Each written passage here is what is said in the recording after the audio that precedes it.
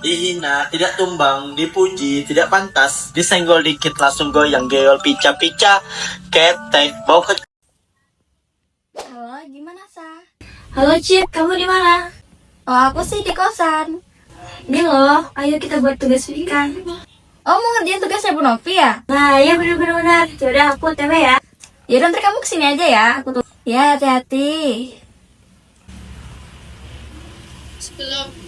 Hai guys, bertemu lagi dengan aku Reisa Ananda dan teman aku Citra Lutfiah.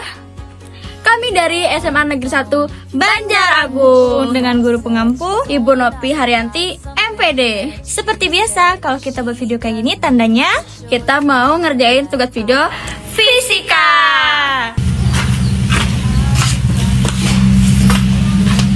Citra. Maaf ya lama. Iya, gak apa-apa.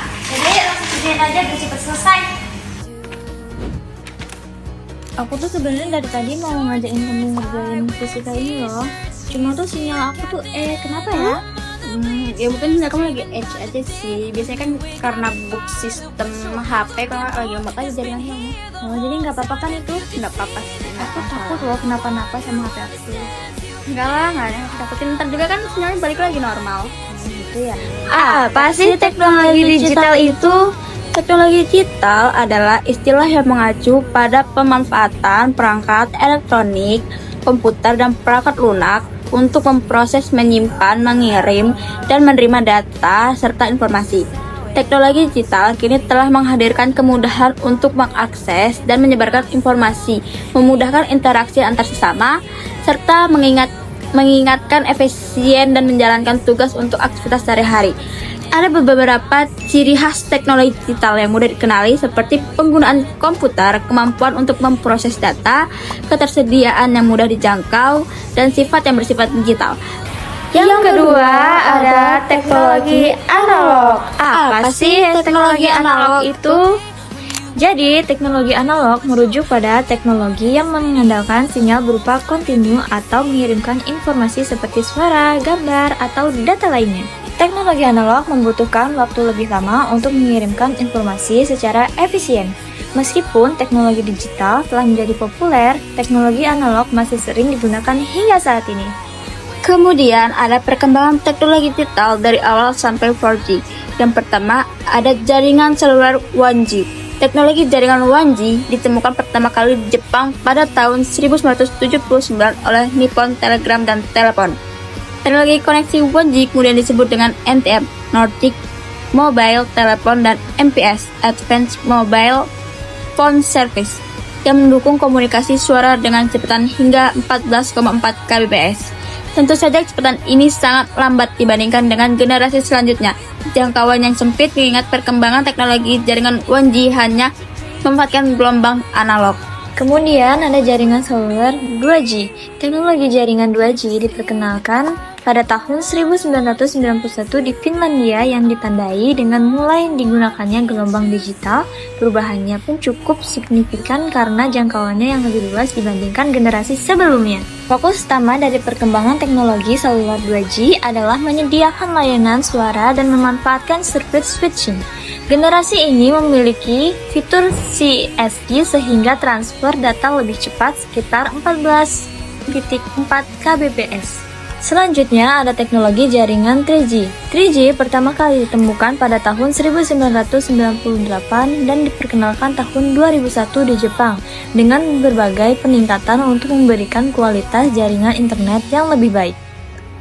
Teknologi 3G kemudian ditingkatkan lagi menjadi teknologi high speed downlink paket akses yang mendukung kualitas jaringan dan kecepatan yang lebih baik. Kemudian yang keempat ada jaringan seluler 4G. Teknologi telekomunikasi kemudian berkembang lebih pesat ditandai dengan hadirnya generasi jaringan keempat yaitu 4G. Jaringan 4G di Indonesia ataupun dunia memberikan sensasi menerima panggilan di atas frekuensi volt. Ini membuat kualitas telepon menjadi jauh lebih baik dibandingkan sebelumnya karena memanfaatkan frekuensi dengan teknologi terbaru.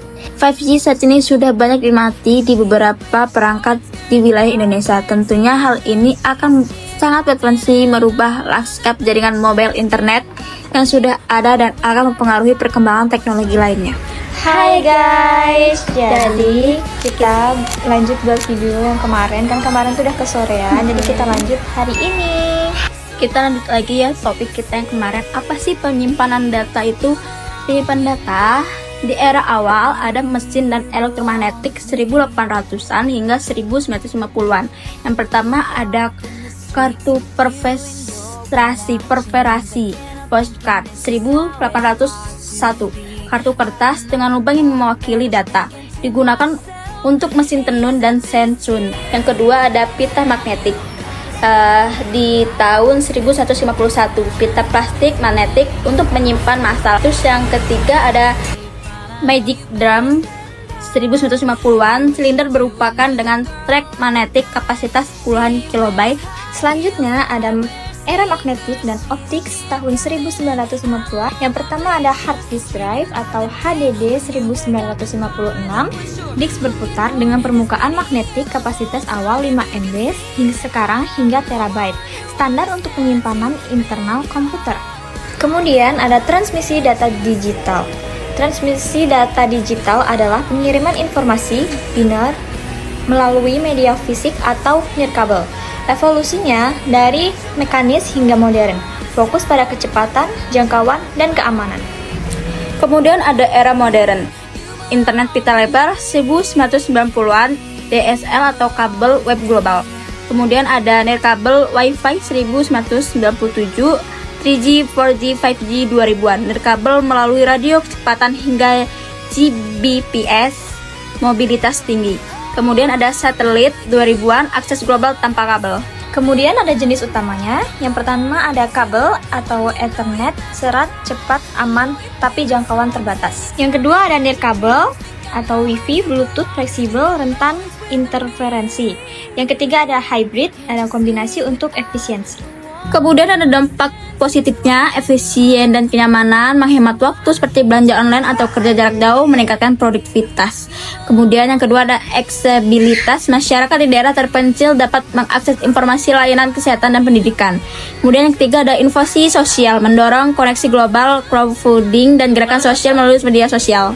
Kemudian ada pula dampak negatifnya, yaitu privasi dan keamanan, risiko kebocoran data, cyberbullying, dan perlindungan informasi pribadi.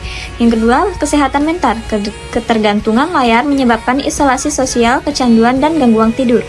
Yang ketiga, ada ketimpangan digital, yaitu orang di daerah miskin atau usia lanjut kesulitan mengakses teknologi. Yang keempat, ada lingkungan, yaitu konsumsi energi tinggi dari pusat data dan limbah elektronik. Sekian video dari kami, semoga bermanfaat dan sekiranya ada salah kami mohon maaf. Kami akhiri. Wassalamualaikum warahmatullahi wabarakatuh. Bye guys. Hey, hey, teach me how to twerk it. Hey, baby, let's move.